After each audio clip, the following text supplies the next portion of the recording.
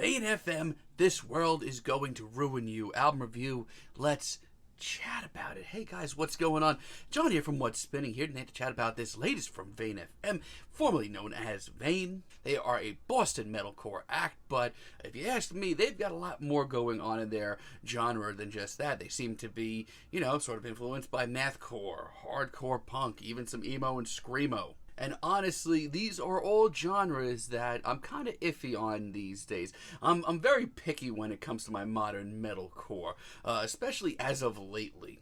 But with their debut album, Arizona, I honestly thought that Vane FM was putting out some of the fresher sounds in these genres. Tracks like Old Data in a Dead Machine and Anesthesia were some of the most blood-pumping and intense metalcore tracks I've heard in a while. I mean, outside that, it's been a few years since we've heard from them, and they have been pretty quiet outside of A, changing their name, and B, putting out a very solid compilation, Old Data in a New Machine. And you know what?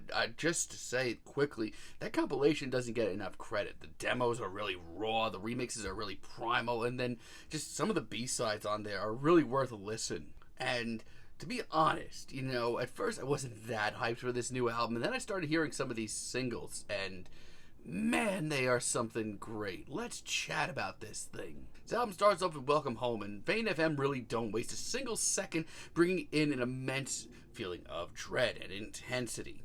They explode onto this track, roughing up everything in sight. I love the bulky riff. I love the vocal snippet that we get. There is tons of legitimate danger here, and I love it. I mean, if you are into modern metalcore with a serious bite to it, this should not be something that you're going to want to miss. It's going to be home for you, no pun intended. Then we get The Killing Womb, which is just as intense, just as explosive. I love the sort of mathcore-inspired wailing guitars on this track that certainly show that they've been inspired by everybody from Dillinger Escape Plan and more importantly, Converge. And yeah, this is just an all-out assault all around. The breakdowns are so simple, but so effective. The vocal performances are explosive. Everything about this works.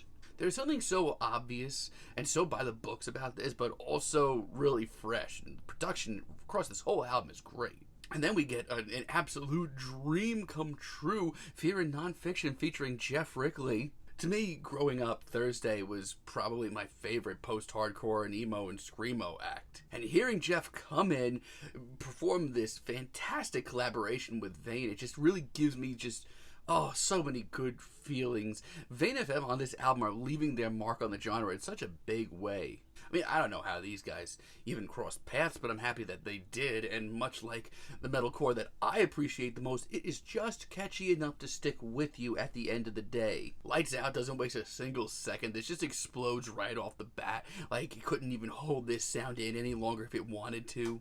I love the muscular riff. I love the explosive vocals. The production, once again, is just so suffocating. This album has a lot of layers to it, especially compared to modern metalcore. It's pretty surprising to hear, but it's certainly welcome. Now, I'm going to be honest.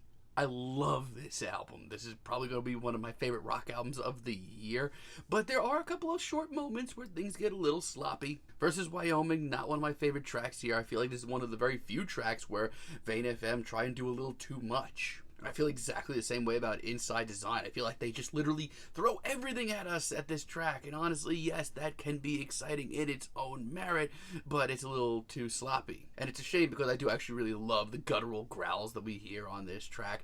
Those are great, but there's so much of this track that I wish was more fleshed out and well thought out. I will say this, though, if you like that track, I definitely understand it because there is a lot to like here. And Hell Night, it's probably my least favorite track here. Listen, I am all for pummeling, all-out metalcore abrasiveness. I'm all for that. But this kind of sounds like the sloppiest jam session you've heard all year. It just doesn't really even sound good. But hey, on top of that, this album is awesome. This album is great. I want to listen to this album again, and I haven't even, finished talking about it just yet. And not only that, but Vane FM do a really smart thing. Not only do they, usher in a new era for metalcore in their own little twisted way, but they also salute a lot of different subgenres. Take, for example, Wherever You Are. This is one of the quietest, oddly quiet tracks here. It is so intense, though. It is so dangerous, though. It keeps you on the edge of your seat for the entire 2 minutes, to an extent that I did not think was possible here. It gives me this feeling of dread in metalcore that I haven't heard in a really long time. Magazine Beach, maybe my favorite deep cut here. This is a track that I needed. It is just as hard-hitting, but it also seems to be just as influenced by emo and screamo compared to modern metalcore and math rock. It's honestly one of the catchiest tracks here, but they do that without losing any of their teeth, which is pretty hard to do. They do it well, though. But honestly, even more than that, what does that say about the future of this band? Vane FM can go in so many different directions from this album.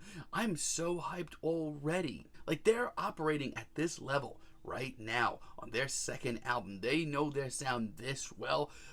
Imagine 3 years from now. Orgy in the Morgue is also really good. This one is featuring Bones, and I have never enjoyed a Bones anything ever. Even his contributions to this track sound reinvigorated, really fresh. This is really good, and I love just like how simple this is. Like, this track just gets louder and more abrasive, adding layer upon layer until this track fizzles out. And yeah, that sounds like a simple formula, but it works.